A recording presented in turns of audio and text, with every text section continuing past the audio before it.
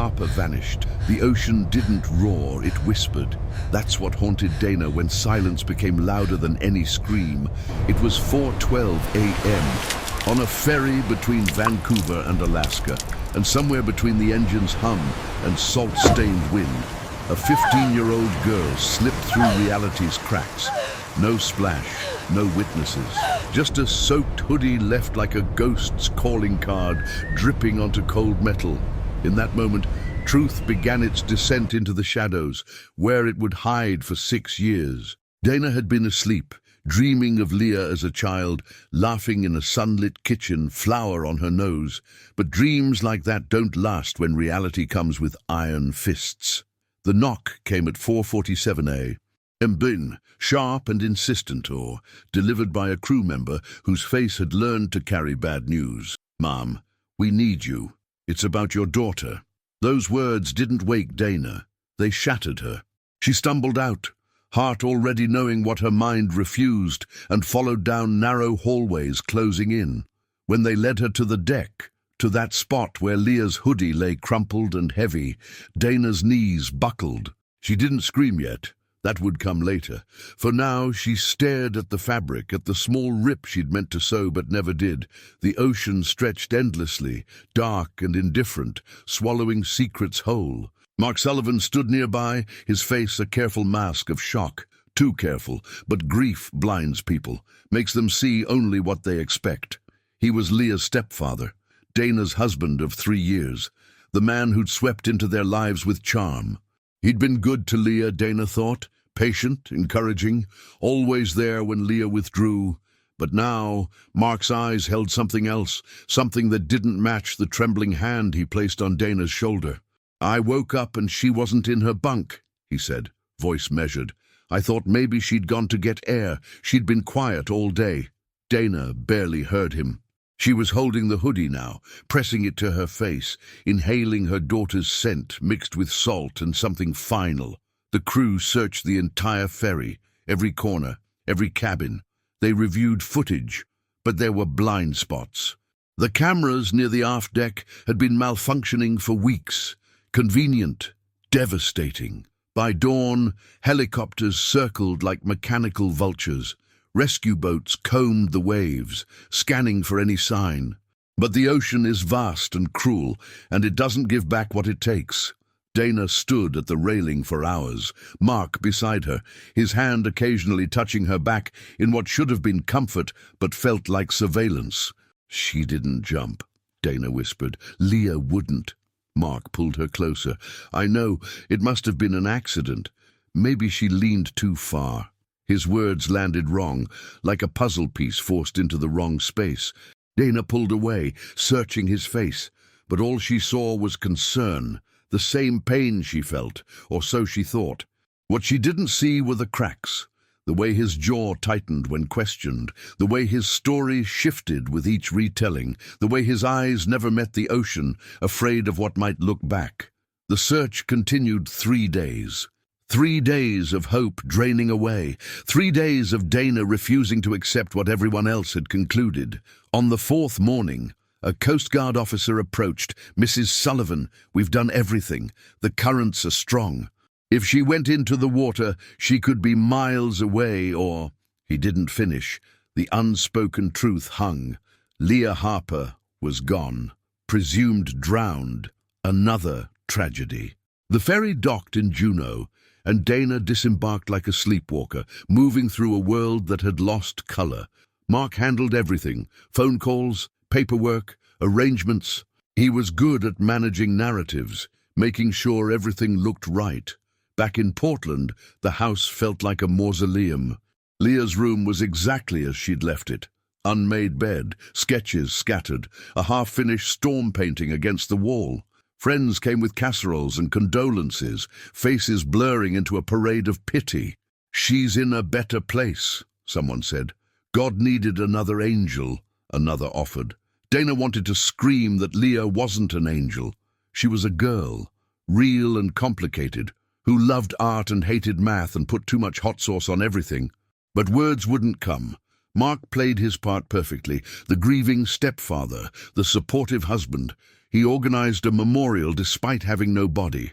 He chose flowers Leah would have liked, played music she listened to, gave a eulogy that brought tears. Through it all, Dana watched him with growing unease, a whisper that something wasn't right.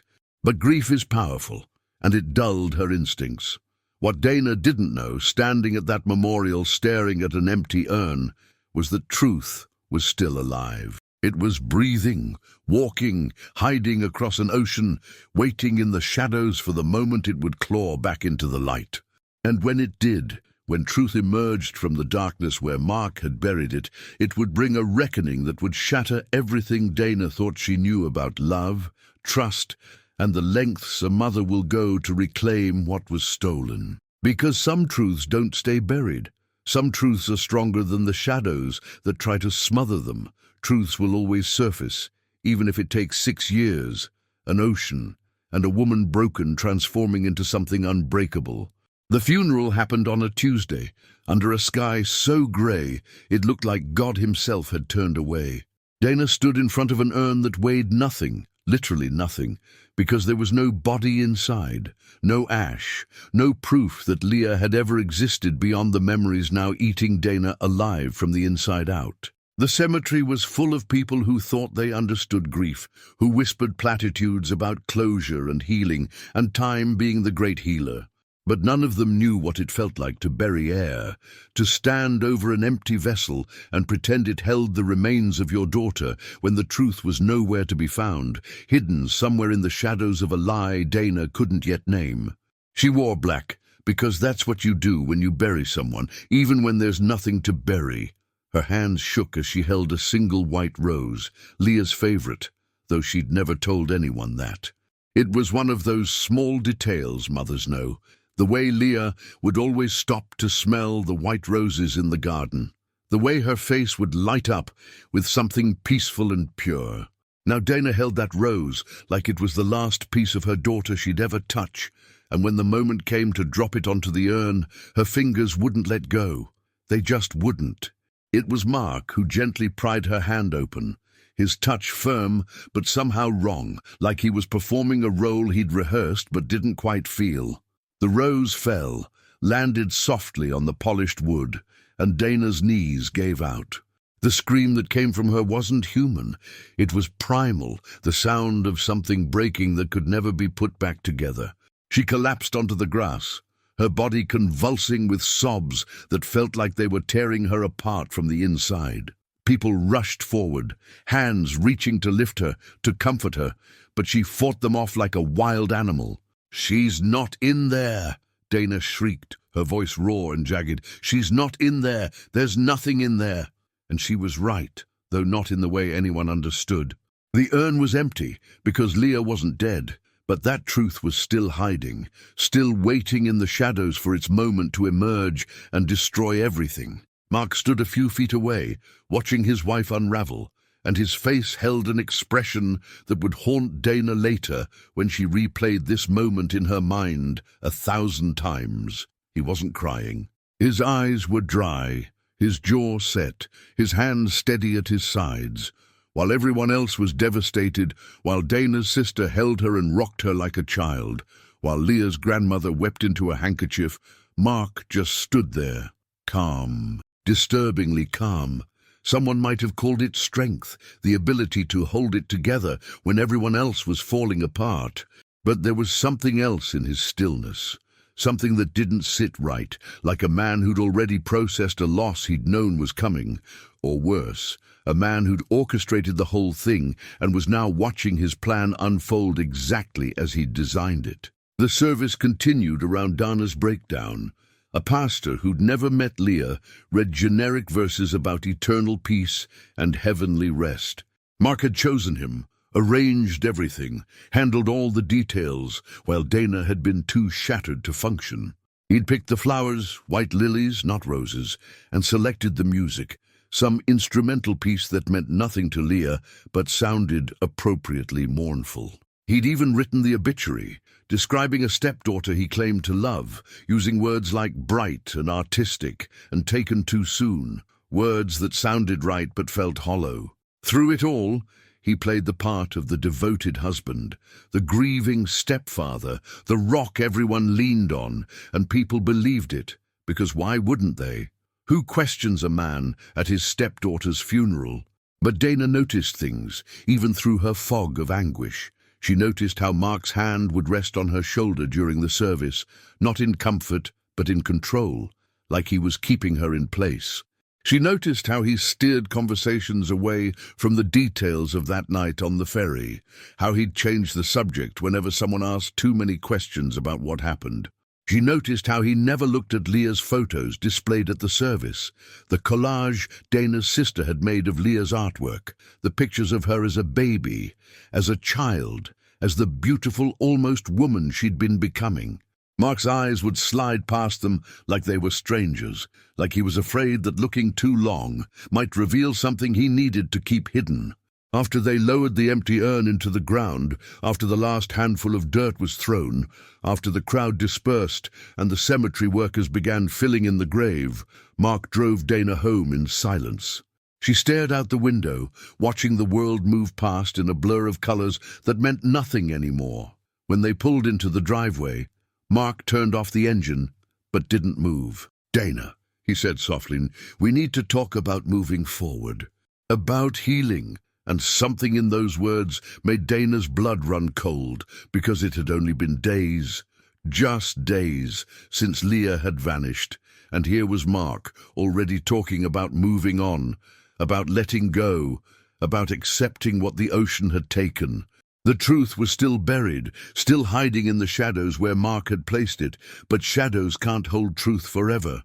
Eventually, light finds a way in. And when it did, when the truth finally clawed its way back from the darkness 6 years later, Dana would remember this moment, this empty funeral, this hollow urn, this man beside her who never shed a tear. And she would understand that she'd been burying more than her daughter that day. She'd been burying the lie that would eventually lead her to pull a trigger.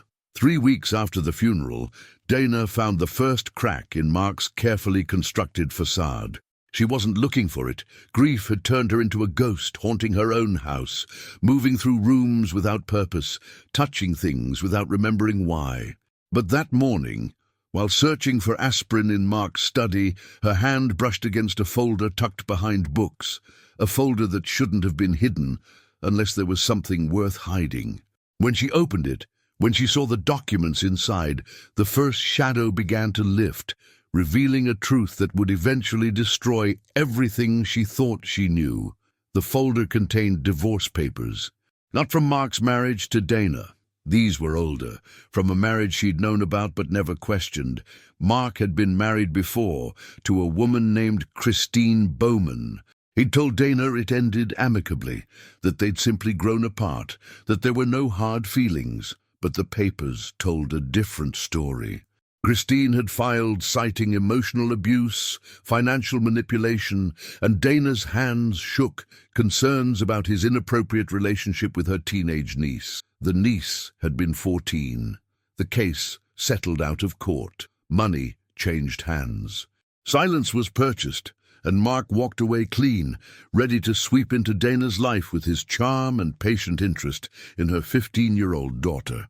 Dana sat on the floor, papers scattered like evidence at a crime scene, and felt something shift deep inside her chest. She kept digging. Behind the divorce papers were bank statements from accounts she'd never known existed, showing wire transfers to women whose names she didn't recognize. Payments marked confidential settlement, legal fees paid to lawyers who specialized in making problems disappear. A pattern emerging from the shadows. Mark Sullivan wasn't who he claimed. He was a ghost wearing a good man's face, moving through the world, leaving wreckage, always one step ahead of the truth. There was more. A background check Mark had run on Dana before they'd started dating, showing he'd researched her financial situation, her custody arrangement, her vulnerabilities. A notebook with observations about Leah, her schedule, her interests, her insecurities, written months before he'd moved in. Notes that read less like a stepfather getting to know his daughter and more like a predator studying prey. Leah responds well to praise about art. Mother works late Tuesdays and Thursdays. Girl seems lonely, craves attention. Dana's stomach turned, bile rising in her throat, because these weren't observations of someone falling in love with a family. These were calculations of someone planning something deliberate, something dark, something evil. She found emails next, printed and filed away. Correspondence about handling the situation and making sure nothing surfaces. References to a girl in Spokane, another in Sacramento. Mentions of payouts and NDAs and families convinced to stay quiet. The truth was coming together, pieces of a puzzle Dana hadn't known existed, and the picture was horrifying. Mark wasn't just a manipulator. He was a predator with a pattern, a man who'd perfected insinuating himself into families with teenage daughters, grooming and isolating and destroying, then moving on before anyone could connect the dots. And Leah, beautiful, artistic, lonely Leah who'd wanted someone to see her, had been his next target. Dana ran to the bathroom and vomited, her body rejecting the truth her mind was forced to accept. When Mark came home that evening, she was at the kitchen table, folder open, eyes hollow and accusing. He stopped in the doorway, and for just a second his mask slipped. She saw something cold flash across his face before the concerned husband returned. "Dana, honey, what's wrong? What is all this?" But his voice was too smooth, too practiced, and she knew. She finally knew. "Who are you?" she whispered, and Mark sighed like a man who'd been through this before, who knew exactly how this scene played out. He sat across from her, didn't try to hide the documents. Instead, he went on the offensive, the way predators do when cornered. "You're going through my private papers," he said, voice tinged with hurt and disappointment. "That's a violation of trust. I know you're grieving, looking for someone to blame, but this," he gestured at the folder, "this is you creating problems that don't exist. Yes, I had a difficult divorce. Yes, there were false accusations. That's why it was settled quietly. I didn't want to bring that darkness into our relationship, into our home. I was protecting you." The words were perfect, the delivery flawless, and Dana could see how it would work, how he'd turn this around, make her the unstable one, the grieving mother who'd lost her mind. But something had changed. The empty urn, the too calm funeral, the malfunctioning cameras, and now this folder of secrets. It was adding up to a truth she wasn't ready to face but couldn't ignore. Mark hadn't loved Leah. He'd targeted her. And that night on the ferry, something had happened, something Mark had planned or caused or allowed. The truth was still hiding in the shadows, but Dana was beginning to hunt for it, beginning to understand that some monsters don't lurk under beds. They sleep beside you, hold your hand at funerals, and call their manipulation love. She wasn't strong enough yet. That strength would come later, forged in 6 years of grief, but this was the beginning. The beginning of Dana's transformation from broken mother to something harder, something capable of pulling a trigger when truth emerged from darkness. The warnings had always been there, Dana realized later, staring at the wall of Leah's untouched bedroom 3 months after the funeral. They'd been hiding in plain sight, screaming silently through drawings and journal entries, and the way Leah's body would go rigid whenever Mark entered a room. But grief and guilt had made Dana blind. Now, as she sat cross-legged on Leah's floor, surrounded by sketchbooks and diaries she'd been too afraid to open, the warnings came flooding back, each one a knife twisting deeper. The drawings were the worst. Page after page of charcoal sketches, all variations on the same theme. A girl with Leah's face, always alone, and behind her, looming in shadows, a dark figure without features. Sometimes the figure had hands reaching toward the girl. Sometimes it stood in doorways, blocking escape. In one sketch, the figure's hand rested on the girl's shoulder, and the girl's eyes were hollow, empty, like something inside her had been erased. Dana's hands trembled as she turned pages, each one a silent scream Leah had been trying to make someone hear, but no one had been listening. Not Dana, not Leah's teachers, not the school counselor who'd noticed Leah's withdrawal, but chalked it up to teenage moodiness. There was a self-portrait from 2 years ago, before Mark, where Leah had drawn herself in bright colors, smiling, surrounded by flowers and light. Then there was one from 6 months before she disappeared, where Leah had rendered herself in greys and blacks, curled into a ball, with that faceless shadow standing over her. The progression was devastating, a visual timeline of a girl being slowly consumed. On one page, Leah had written in small letters, "Sometimes I feel like I'm drowning on dry land, like there's not enough air, like someone's watching me even when I'm alone." Dana pressed the sketchbook to her chest and sobbed because she should have seen this. The journals were worse because they had words, fragments of truth Leah had been brave enough to write but too terrified to speak. Early entries were typical: complaints about homework, excitement about art projects, crushes on boys. But then Mark appeared, and the tone shifted. "Mum's new boyfriend seems nice. He really listens when I talk about my art." "It's kinda cool to have someone who gets it." That entry made Dana want to vomit, because she could see now how it had started, how Mark had identified what Leah needed: attention, validation, and had weaponized it. A few months later, Mark gave me new charcoal pencils, really expensive ones. He said it's our secret because he doesn't want Mom to feel bad. He said I'm special, that I have real talent. The grooming had been textbook. The gifts, the secrets, making Leah feel chosen.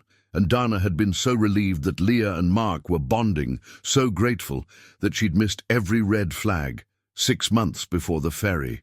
"I don't like when Mark hugs me anymore. It feels wrong, too long, too tight, but Mom seems so happy with him, and I don't want to ruin it."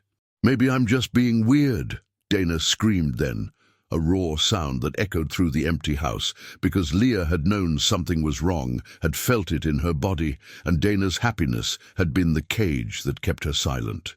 3 months before, he came into my room last night after Mom fell asleep, said he just wanted to check on me, but the way he looked at me, I pretended to be asleep. My heart was pounding so loud I thought he'd hear it. When he finally left, I pushed my desk chair against the door. "I can't tell Mom. She'll think I'm lying. She loves him." The entries stopped being daily after that. They became sporadic, frantic, filled with Leah's desperate attempts to convince herself she was overreacting. 2 weeks before the ferry, "We're going to Alaska. Mom's so excited." I told her I didn't want to go, and she got upset, said I was being difficult. "I can't explain why I'm scared. I just am. Something feels wrong about this trip. Mark keeps looking at me with this weird smile like he knows something I don't. I wish Dad would let me come stay with him. I'm trapped." That was the last entry. After that, blank pages, as if Leah had given up trying to document her fear, as if she'd resigned herself to whatever was coming. Dana found something else tucked between the journal pages, a drawing Leah must have made on the ferry, probably the day before she disappeared. It showed a girl standing at a ship's railing, looking out at dark water, and behind her that shadow figure again, but this time it had Mark's face. And at the bottom, in Leah's handwriting, 5 words that would haunt Dana forever: "Truth always defeats the shadows." But the truth hadn't defeated anything. The shadows had won. They'd swallowed Leah whole and left Dana with nothing but these silent warnings she'd been too blind to see. She gathered the journals and sketchbooks into her arms, holding them like they were Leah herself, and made a promise to the daughter she'd failed. One day, somehow, the truth would surface. One day, the shadows would be dragged into the light. Even if it took years, even if it destroyed her, the truth would win. The security footage told a story full of holes, literally.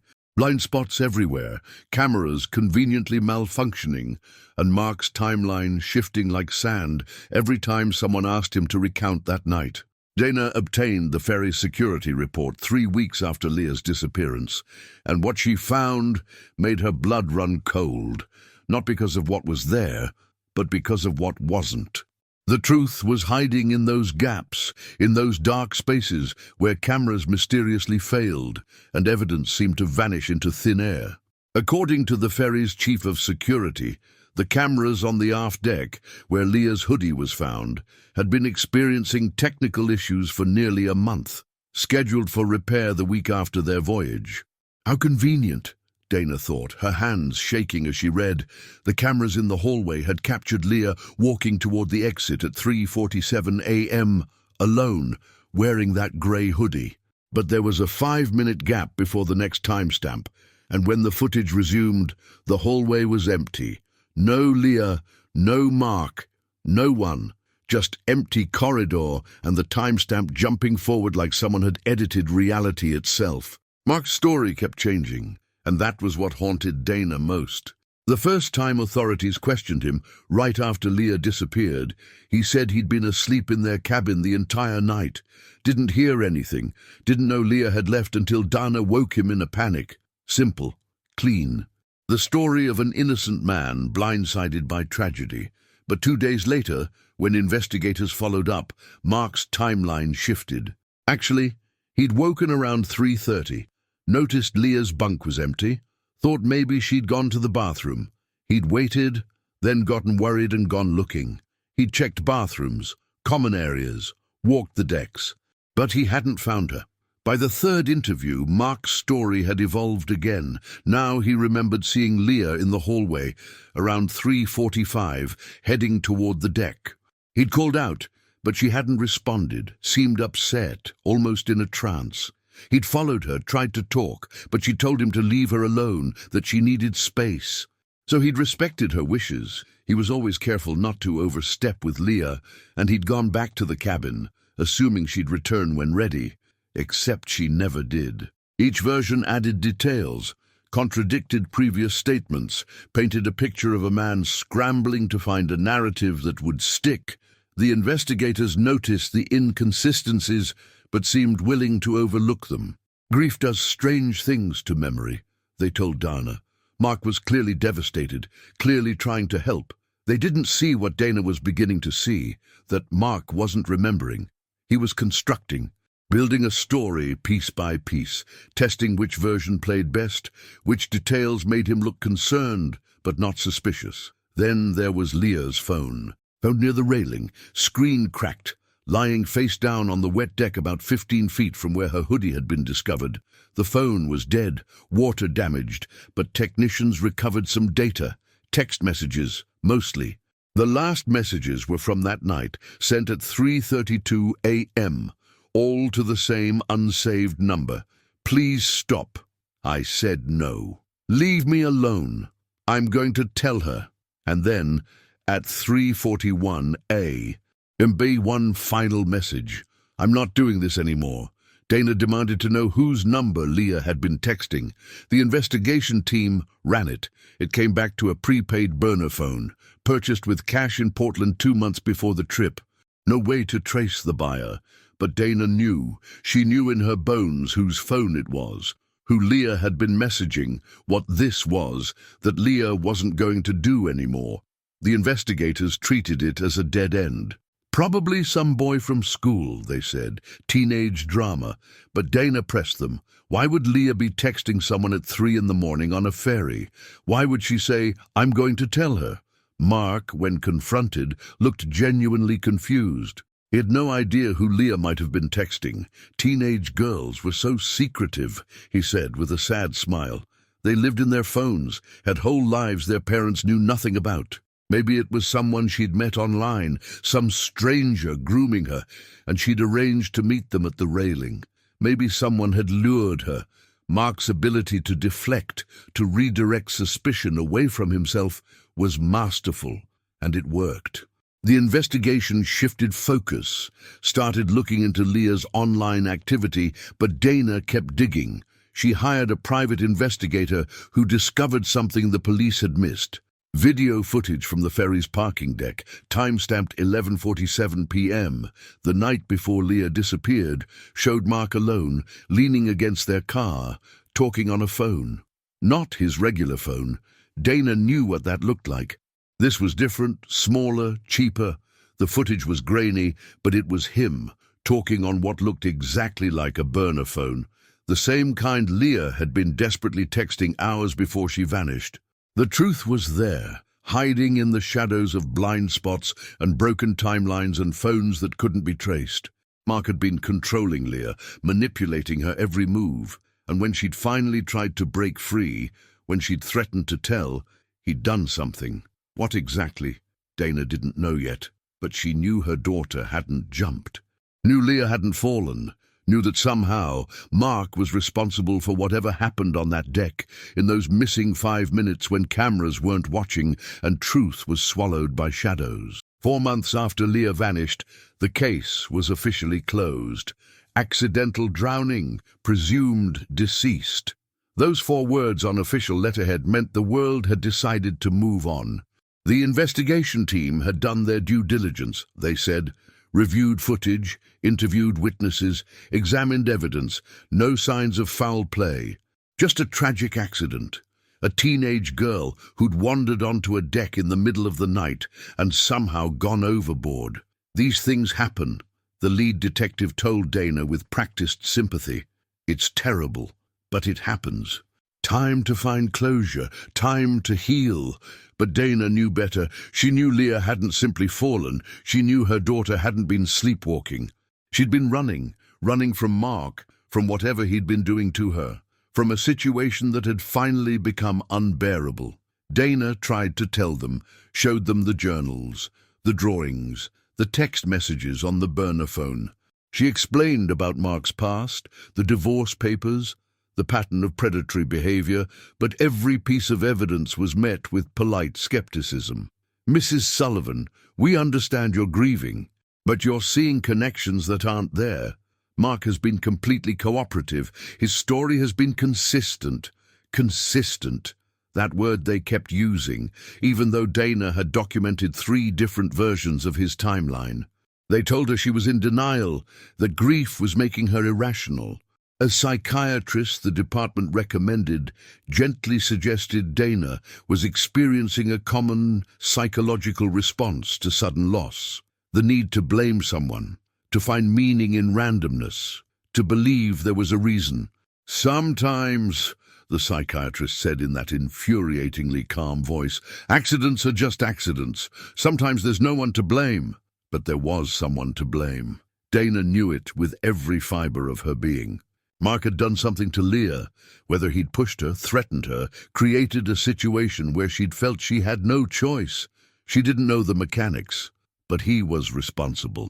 When the case was officially closed, Mark suggested they have a small ceremony, nothing elaborate, just something to help them both move forward. He'd hired someone to create a memorial bench in a park Leah used to visit, had her name engraved on a plaque, Leah Harper Sullivan. It read, "Forever in our hearts." Dana stared at that plaque and felt something crack inside her because Mark had given Leah his last name, even though Dana had never legally changed it. It was ownership. Like Mark was rewriting history, claiming Leah as his even in death. The ceremony was attended by a handful of people, Dana's sister, a few neighbors, some of Leah's former teachers. Mark gave a short speech about loss and remembrance and the importance of cherishing memories. He held Dana's hand the entire time, his grip firm and possessive. And when everyone had left and they were standing alone by that bench, Mark turned to Dana and said, "We should think about moving. A fresh start might be good for both of us. Too many painful memories here." The suggestion made Dana's blood run cold because she realized what Mark was doing. He was trying to erase Leah completely, remove Dana from the house where Leah had lived, from anything that might trigger continued investigation. That night, Dana told Mark she wanted a separation. The words came out, flat and lifeless, like she was reading from a script. Mark's face cycled through several emotions: surprise, hurt, anger, calculation, before settling on sad acceptance. "I understand," he said quietly. "This has been hard on both of us. Maybe some space would be good."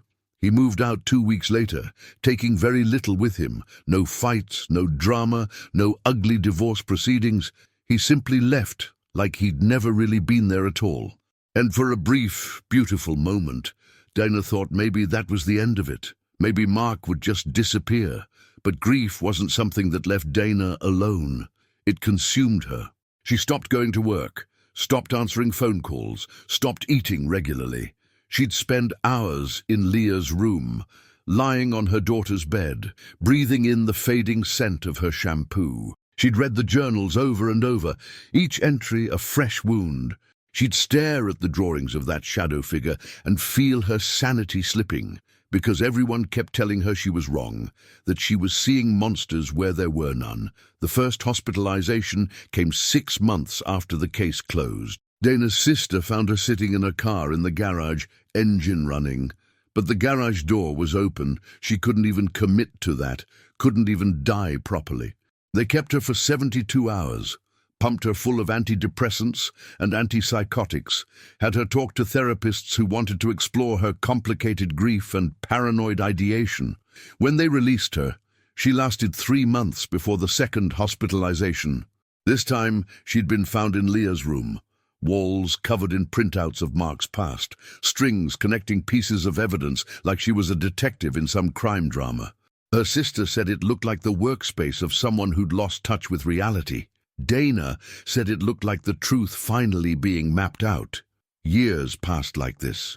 Dana trapped in a fog of prescribed numbness, Mark long gone from her life, and Leah's case gathering dust in some police archive. The world had moved on. Everyone except Dana. She became the crazy woman who couldn't accept her daughter's death, the broken mother who saw conspiracy where there was only tragedy, and maybe she was crazy. Maybe grief had shattered something fundamental in her mind. But deep down, beneath the medication and the therapy and the well-meaning interventions, Dana held on to one unshakable truth. Leah hadn't drowned, and someday, somehow, she'd prove it, even if it took 6 years, even if it destroyed her. The truth would surface. 6 years is a long time to live with ghosts, long enough for medication to dull the sharp edges of grief into something manageable, but never quite gone. Long enough for Dana's sister to stop asking if she was okay and start just accepting that she wasn't. Long enough for Leah's bedroom to gather dust, for the journals to yellow, for the drawings of shadow figures to fade. But not long enough to forget. Never long enough for that. She'd built a routine around her brokenness. Wake up at 7. Take the pills, the white one for anxiety, the blue capsule for depression, the yellow tablet that was supposed to help her sleep but never did. Make coffee she wouldn't finish. Sit in the kitchen, staring at the spot where Leah used to do homework. Go to the part-time job her sister had helped her get at a bookstore, where she could disappear into shelves and avoid human interaction.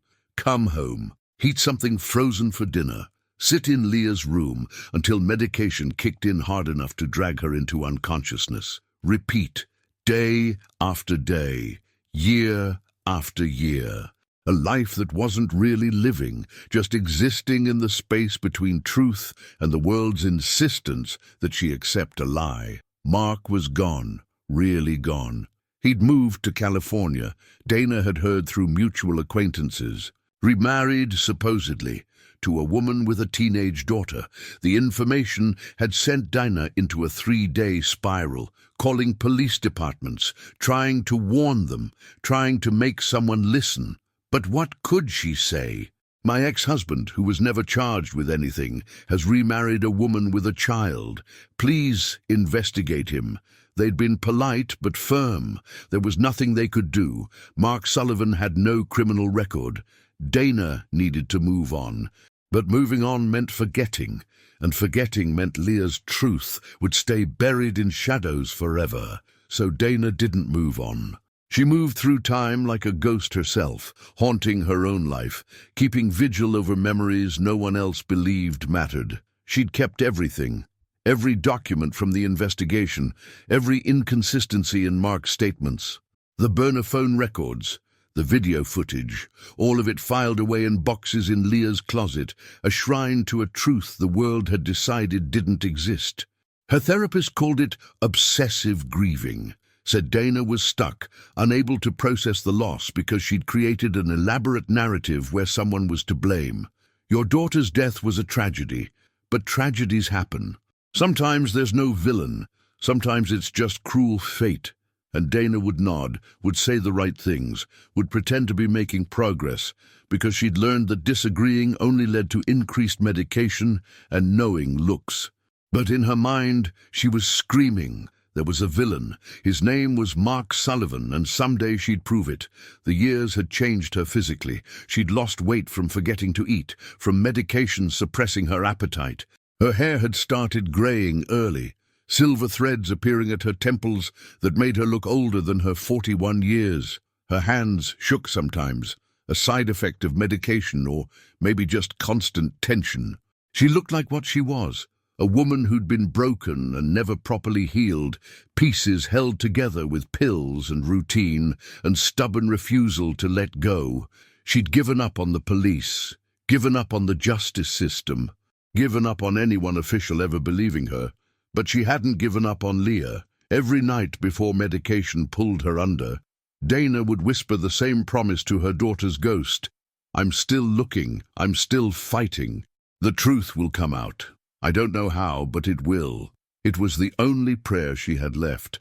And then, 6 years and 3 months after Leah disappeared, Dana's sister suggested a trip. "You need to get away, just for a week.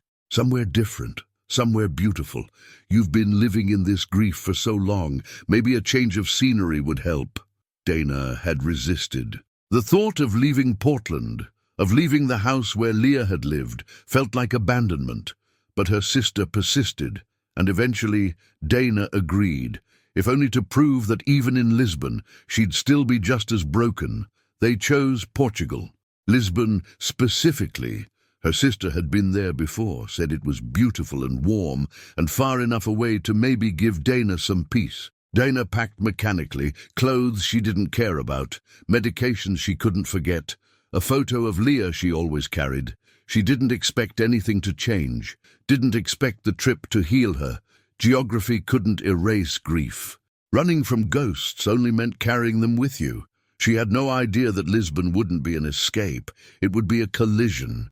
That in a marketplace on a random Wednesday morning, browsing flowers she had no interest in buying, Dana would see a face she'd mourned for 6 years, a face that was supposed to be at the bottom of the ocean, a face very much alive, very much real, holding the hand of a small child and standing next to the man who'd stolen everything. The truth wasn't going to stay buried in shadows anymore. It was about to drag itself into the light, and when it did, it would destroy what was left of the world. Dana thought she understood. The flower market in Lisbon smelled like spring even though it was October. Dana had been walking through it mechanically, her sister chattering beside her about colors and petals, when the world stopped, just stopped. Like someone had pressed pause on reality and everything froze except for one face in the crowd. A face Dana knew better than her own. Leah's face. Older, yes. 21 instead of 15, but unmistakably, impossibly, devastatingly Leah. She was standing about 30 feet away, examining white roses at a vendor's stall. Her hair was longer now, pulled back in a ponytail, and she wore a simple blue dress. But it was her, the same delicate features, the same way she tilted her head when concentrating. And there, on her left wrist, visible when she reached for a rose, was the birthmark Dana had kissed 1,000 times, a small crescent moon shape. Dana's legs stopped working. Her lungs forgot how to breathe. Her brain couldn't process what her eyes were seeing because it was impossible. Leah was dead. Leah had drowned 6 years ago. Leah was at the bottom of the ocean. Leah was the empty urn they'd buried. Leah was the ghost Dana had been living with for 6 years. Leah couldn't be standing in a flower market buying roses like she was alive, but she was. She was there, real, breathing, alive. And then Leah turned slightly, and Dana saw the child, a little girl, maybe 4 years old, holding Leah's hand, pointing at yellow flowers. The child had dark curly hair and Leah's smile, and Dana felt something crack in her chest because this meant years. This meant Leah had been alive for years. Living some life somewhere, had gotten pregnant, given birth, been raising a child while Dana had been slowly dying in Portland, convinced her daughter was dead. Dana started moving forward without deciding to, her body on autopilot. She pushed past tourists and locals, eyes never leaving Leah's face, terrified that if she blinked, the vision would disappear. But Leah stayed solid, stayed real, stayed there. And then Dana saw him, Mark, stepping up beside Leah, putting his arm around her waist in a gesture that was casual and possessive. Marky, who Dana had last seen 6 years ago moving out of their Portland house with his sad eyes and perfectly performed grief. Mark, who had supposedly remarried in California. Moncat, who had been cleared of any wrongdoing in Leah's disappearance. Mark, who was very clearly not in California, who was very clearly here in Lisbon with Leah, who was touching her daughter in a way that made Dana's stomach turn, made her mind race back to those journal entries, those drawings of shadow figures, those text messages saying, "I'm not doing this anymore." The world snapped back into brutal clarity. This wasn't an accident. Leah hadn't fallen off that ferry. She'd been manipulated into disappearing, and Mark had orchestrated the whole thing, had groomed her, controlled her into staging her own death and fleeing with him, had made everyone believe she was dead while he'd been living with her somewhere for 6 years. Dana's vision went red, her hands clenched into fists. Every moment of the last 6 years crashed over her.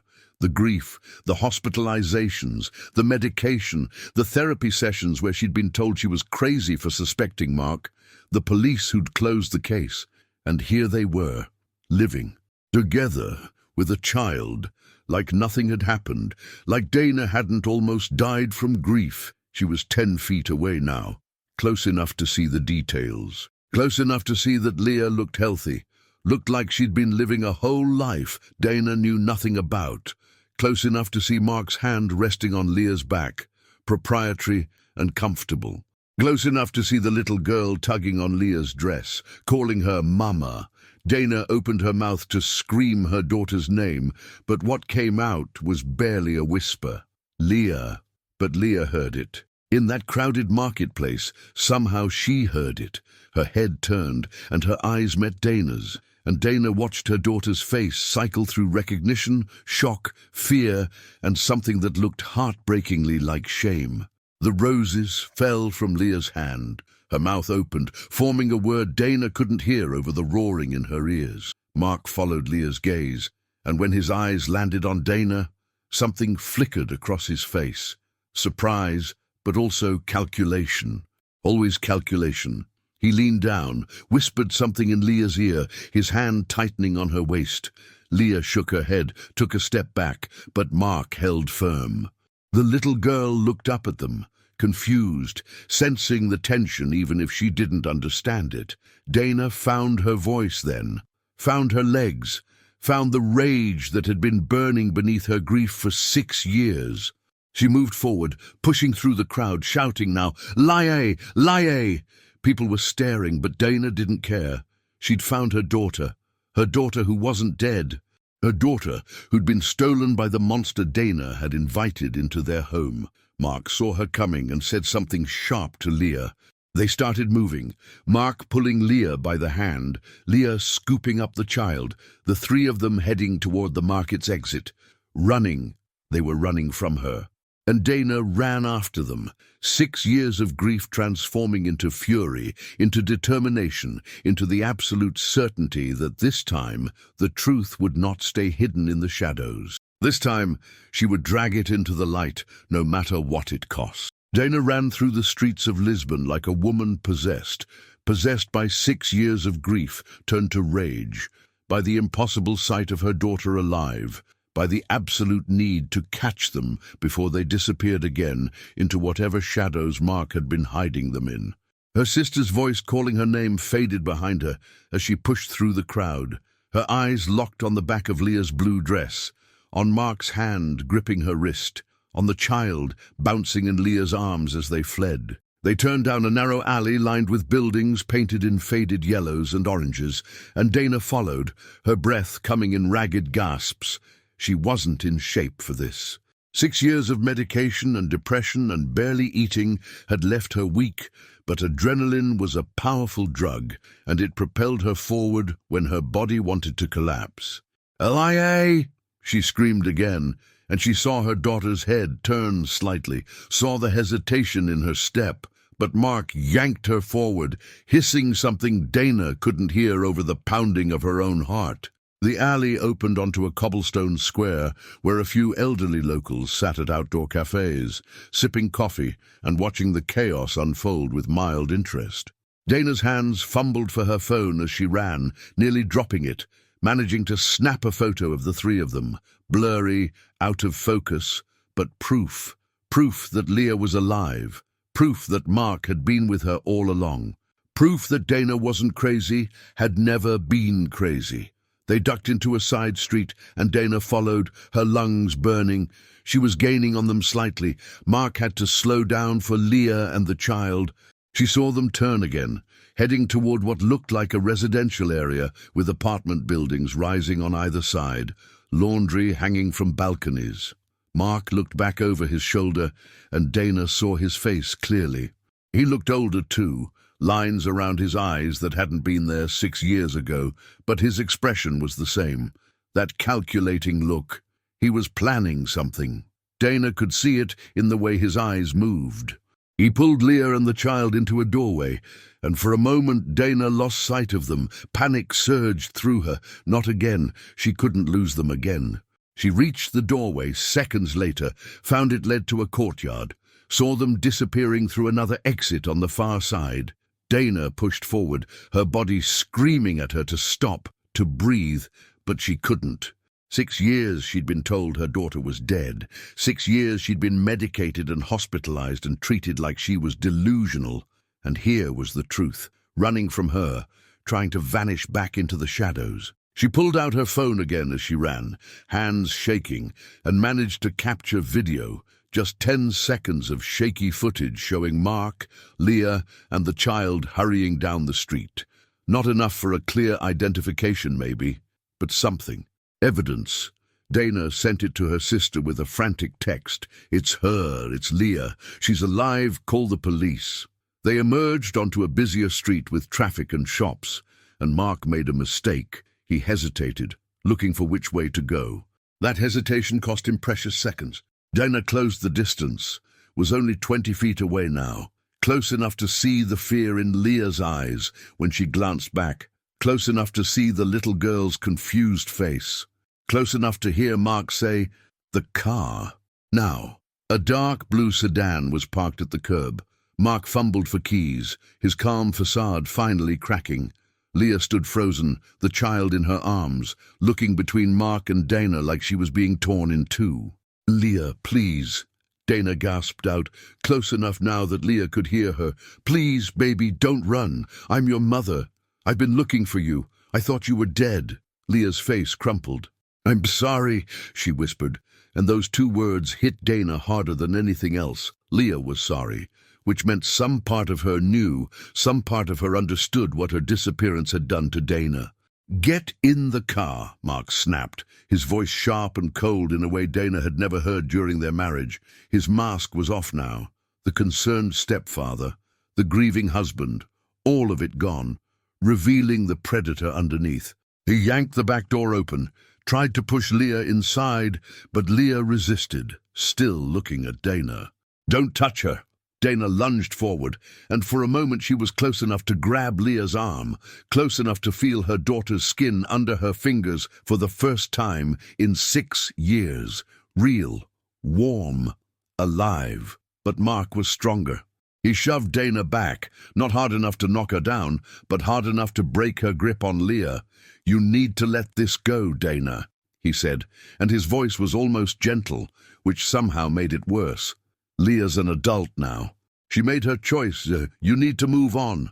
"She was 15, Dana screamed. "You manipulated her. You groomed her. You made everyone think she was dead." People were stopping now, watching, pulling out phones. Good. Let them record this. Let them see. Mark realized it too, realized they were drawing too much attention. He got into the driver's seat, started the engine. Leah climbed into the back with the child, and Dana saw her daughter's face through the window, tears streaming down, mouth-forming words Dana couldn't hear. Dana lunged for the car door, but it was too late. The sedan pulled away from the curb, tires screeching slightly. Dana ran after it for half a block before her legs gave out and she collapsed onto the sidewalk, gasping for air. But she had her phone, and she had photos, video, the license plate. She'd seen the license plate. She pulled out her phone with trembling hands and typed the number into her notes before she could forget. 42GH87. Portuguese plates. She'd found them. Lost them, but found them. And now she knew they were in Lisbon. Now she had proof. Now the shadows were starting to crack, and the truth was seeping through. The Portuguese police station smelled like stale coffee and bureaucracy. Dana sat in a hard plastic chair, her sister beside her, while a detective named Silva listened to her story with the kind of patient skepticism Dana had learned to recognize over the past 6 years. She'd seen it in Portland, in the therapist's offices, in the eyes of everyone who decided she was crazy. But this time, she had proof. "So you're saying," Detective Silva said slowly, his English heavily accented, "that your daughter, who was declared dead 6 years ago in the United States, is here in Lisbon with your ex-husband. And you saw her at the flower market." "Not my ex-husband," Dana corrected, her voice hoarse from running and screaming. "My husband at the time. He was her stepfather. And yes, I saw her. I have photos. Video." She pulled out her phone with trembling hands, showed him the blurry images, the shaky footage of 3 people running through Lisbon streets. Silva studied the photos carefully. Dana watched his face, looking for any sign that he believed her, but his expression remained neutral, professional. "Mrs. Sullivan, these images are not very clear. It's difficult to make a positive identification." "It's her," Dana insisted. "I know my own daughter. I have the birthmark, the way she moves, and I have the license plate. 42GH87, Portuguese plates. You can trace it. Find out where they're staying." Silva wrote down the number. "We will look into this, but Mrs. Sullivan, I must tell you, even if we locate this vehicle, even if we find the people in these photos, there are legal complications. If your daughter is over 18 now, and she is with this man voluntarily—" "She's not there voluntarily," Dana's voice rose, frustration and exhaustion making her words sharp. "He groomed her when she was 15. He manipulated her into faking her own death. He's been keeping her hidden for 6 years. That's kidnapping." "That's a serious accusation," Silva interrupted gently. "And if it's true, we will investigate. But you must understand, without clear evidence, without your daughter making a complaint herself, there is only so much we can do." Dana felt the familiar rage building. The same rage she'd felt in Portland when the police had closed Leah's case. The same rage that had landed her in hospitals, that had cost her job, her sanity, her life. "So what are you saying? That I should just give up? That I should let him keep her?" "I'm saying that we will investigate what we can. We'll run the license plate, see if we can locate the vehicle. But Mrs. Sullivan, you need to be realistic. Your daughter is an adult now. If she doesn't want to be found, if she doesn't want our help—" Dana stood abruptly, the chair scraping against the floor. She looked at me. At the market, she recognized me. And she was scared. Not of me, of him. I saw it in her eyes. She's not staying with him because she wants to. She's staying because he's controlling her. Silva sighed, closed his notebook. "I understand this is difficult. Give us 24 hours to investigate. We'll search for the vehicle. In the meantime, I suggest you return to your hotel and rest. If we locate your daughter, we'll contact you immediately." It wasn't enough. It would never be enough. But Dana was too exhausted to fight anymore. She let her sister lead her out of the station into the Lisbon afternoon that had turned golden and warm. "We'll find her," her sister said quietly as they walked. "Now that we know she's here, now that we have proof she's alive, we'll find her." But Dana knew it wasn't that simple. Mark was smart. He'd been planning this for years. He wouldn't make it easy to find them now. Back at the hotel, Dana couldn't rest despite her sister's urging. She sat on the bed, going through the photos and videos on her phone over and over, zooming in on Leah's face, on the child's features, on Mark's hand gripping Leah's wrist. Each image was a piece of evidence, but also a wound. 6 years. 6 years Leah had been alive while Dana had been dying. 6 years of birthdays missed, of moments stolen, of a granddaughter Dana didn't know existed. The child. Dana kept coming back to that. The little girl was maybe 4 years old, which meant Leah had gotten pregnant around 17 or 18. Had it been consensual? Or had Mark? Dana's stomach turned at the thought. Had Mark been abusing Leah all this time? Was the child his? Her phone buzzed. A text from an unknown number. Dana's heart stopped as she opened it. "Mom, I'm sorry. Please don't look for me. I can't explain, but I need you to let this go. I'm okay, please, for both our sakes." Dana stared at the message, hands shaking.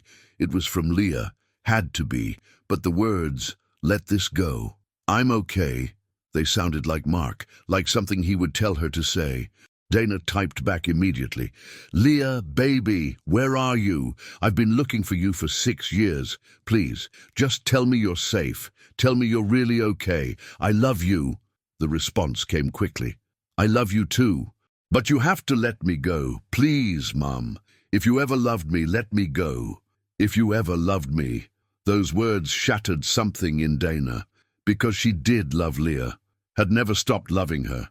But letting go meant abandoning her daughter to whatever Mark had turned her into, to whatever prison he'd built around her. She typed one more message. "I can't. I'm sorry, baby, but I can't. I will find you, and I will bring you home." The response this time took longer, and when it came, it was just 3 words. "Then I'm sorry too." The number blocked her immediately after. Dana tried calling, tried texting again, but nothing went through. Leah, or Mark using Leah's phone, had cut the connection. But it didn't matter, because Dana knew they were still in Lisbon, and she had a license plate. And she had proof now. Screenshots of the text messages, evidence that Leah was alive and in contact. The shadows were cracking, and Dana wasn't going to stop until the truth was fully in the light. Dana didn't wait for the police. 24 hours felt like an eternity when your daughter was out there, alive but trapped. By dawn, Dana was already on the streets of Lisbon, armed with the photo of Mark's car, the license plate number, and determination that bordered on obsession. Her sister had tried to stop her, but Dana was done letting other people decide whether her daughter's life mattered. She started at the flower market, retracing their steps. Asked vendors if they'd seen a man with a young woman and a child. Most shook their heads, barely glancing at the photos. But one elderly woman paused, studied the image. "Yes," she said in accented English. "I see them sometimes. The girl, she buy white roses, always white roses. The man, he watch her. Always watching. Do you know where they live?" Dana's heart pounded. The woman shook her head. "No, but they walk that way." She pointed east. "That direction, every time." It was something. Dana walked in that direction, eyes scanning every street, every building, every parked car. Lisbon was a maze of narrow streets and hills, colorful and impossibly vast. Finding 3 people should have felt hopeless. But Dana had spent 6 years searching for a ghost. Now that she knew Leah was alive, giving up wasn't an option. She walked for hours, showing photos to shopkeepers, to people on the street. Most ignored her. Then, in a small cafe, a young barista's eyes widened. "I know them. They come here, not often, but I've seen them. The woman, she always looks sad." When was the last time? Dana could barely breathe. Maybe 2 days ago. "But they live nearby, I think. I see them walking sometimes." "Which direction, please? It's important." The barista stepped outside, pointed toward a residential area up the hill. "That way, white buildings, blue tiles." "But I don't know exactly which one." Dana started walking, legs aching from hours of searching, but adrenaline keeping her moving. The neighborhood was quiet, filled with apartment buildings that all looked similar. White walls, blue or green tiles, balconies with laundry. She walked slowly, looking for anything familiar, looking for the dark blue sedan. And then she saw it, parked on a narrow street, slightly dirty but unmistakable. The same car, the same plates. Dana's hands shook as she took photos. This was it. Somewhere in one of these buildings, Leah was there. Dana looked at the surrounding buildings. 3 apartment buildings on this street, each 4 or 5 stories tall. No way to know which one without knocking on every door. And that would alert Mark. She needed to be smart. Mark would want privacy, but also an escape route. Higher floor, probably with a balcony facing the street. She studied the buildings, looking for signs of life. And then she saw it on the 3rd floor of the middle building, white curtains moving in an open window. And just for a second, she saw her, Leah, standing at the window, looking out. Dana's breath caught. Their eyes met across the distance, and Dana saw Leah's face change. Recognition, fear, something that looked like hope and despair mixed together. Dana raised her hand in a small wave, and Leah's hand came up too, almost involuntarily, before she jerked back from the window and disappeared. The curtains fell back into place, but Dana had seen her, knew exactly where she was now. 3rd floor, middle building, facing the street. She pulled out her phone, called Detective Silva. "I found her. I know where she is. I'm sending you the address." Her voice shook but remained determined. She typed out the location, sent it. "Please, you need to come now, before they move again." Silva's voice came through, tired but professional. "Mrs. Sullivan, you shouldn't have gone looking on your own. It could be dangerous." "I don't care about dangerous. I care about my daughter. She's here. 3rd floor of the middle building. I saw her. Please, just come." There was a pause. "We're on our way. But Mrs. Sullivan, you need to step back. Don't approach the building. Let us handle this professionally." Dana agreed, but she had no intention of leaving. She moved to a cafe across the street where she could watch the building, watch the window where Leah had appeared. She ordered coffee she wouldn't drink and sat by the window, eyes never leaving that 3rd floor apartment. Mark was in there. Leah was in there. And the child, Dana's granddaughter, a little girl she'd never met. Minutes felt like hours. Dana watched for any sign of movement, any indication that Mark knew she was there. The curtains stayed still. No one came in or out. The street was quiet, normal, completely unaware that behind one of those windows a truth 6 years in the making was about to come crashing out. And then Dana heard sirens in the distance, getting closer. The police were coming. This was it. This was the moment everything changed. The moment the world would finally see what Dana had known all along, that Mark Sullivan was a predator, that Leah Harper had never drowned, that the truth had been hiding in plain sight all these years. Dana's hands gripped her coffee cup so hard it hurt, and she watched, and she waited, and she prayed that this time, finally, justice would come for her daughter. The police arrived in 3 vehicles, 2 marked cars and 1 unmarked sedan. Detective Silva stepped out, his face serious as he approached the cafe where Dana waited. "Mrs. Sullivan, we need you to stay here while we assess the situation." "I'm not leaving," Dana said, standing up. "That's my daughter up there. I've been waiting 6 years for this moment. I'm not sitting in a cafe while you knock on doors." Silva looked like he wanted to argue, but something in Dana's face must have stopped him. "Fine, but you stay behind us. You don't approach until we've secured the situation. Understood?" Dana nodded, though she had no intention of following those instructions if things went wrong. The officers approached the building, and Silva pressed the buzzer for the 3rd floor apartment. No answer. He pressed again, holding it longer. Still nothing. Dana's heart sank. They were running.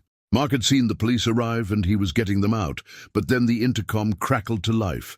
Mark's voice, calm and measured as always. "Yes, can I help you?" "Police, we need to speak with you about a matter. Please open the door." A pause, long enough that Dana could imagine Mark calculating, weighing his options. "What is this regarding?" "We can discuss it upstairs, sir. Please open the door." Another pause. And then the buzz of the door unlocking. The officers moved inside, and Dana followed, her legs shaking as she climbed the stairs. 3 flights, each step bringing her closer to Leah, each step making her heart pound harder. They reached the 3rd-floor landing. The door to the apartment was closed. Silver knocked. "Police! Open the door, please." Footsteps inside. Then the door opened, and there he was, Mark Sullivan. Older, grayer, but still with that same calm expression, that same ability to look completely reasonable. "Officers, is there a problem?" "Are you Mark Sullivan?" "I am." "What's this about?" Silver gestured to Dana, standing behind the officers. "This woman claims her daughter is in this apartment." "Her daughter, who was reported missing and presumed dead 6 years ago." Mark's eyes flicked to Dana, and for just a second she saw something dark cross his face. But then it was gone, replaced by confusion and concern. "I'm sorry, what?" "I think there's been some misunderstanding. There's no one here by that description." "Then you won't mind if we come in and look around," Silver said. It wasn't a question. Mark hesitated, and Dana knew he was trapped. If he refused, they'd get a warrant, and it would look suspicious. If he let them in, they'd find Leah. He chose the lesser risk. "Of course. Please, come in. Though I assure you, this is some kind of mistake." The apartment was small but neat, a living room with simple furniture, a kitchenette, a hallway leading to what looked like bedrooms. And there, sitting on the couch with the little girl beside her, was Leah. She looked up as the police entered, and her eyes met Dana's, and Dana saw everything in that look: fear, shame, longing, and something that looked like relief. "Leah," Dana whispered, and she moved forward before Silver could stop her, before anyone could stop her. 6 years of grief and rage and loss propelled her across that room, and then she had her arms around her daughter, and Leah was real, solid, alive. Leah was crying, her whole body shaking. "Mom," she choked out. "Mom, I'm sorry. I'm so sorry." "Shh, it's okay. It's okay, you're safe now. I've got you." Dana held her tighter, afraid that if she let go, Leah would disappear again. Mark stood by the door, his face carefully neutral. "Officers, I think there's been a significant misunderstanding. This is my wife, Elena. We've been living here for 4 years. I don't know who this woman is or why she thinks—" "Elena." Silver turned to Leah. "Is that your name?" Leah didn't answer. She just held on to Dana, crying harder. "Her name is Leah Harper," Dana said, pulling back just enough to look at her daughter's face. "She's my daughter. She disappeared 6 years ago off a ferry in Washington state.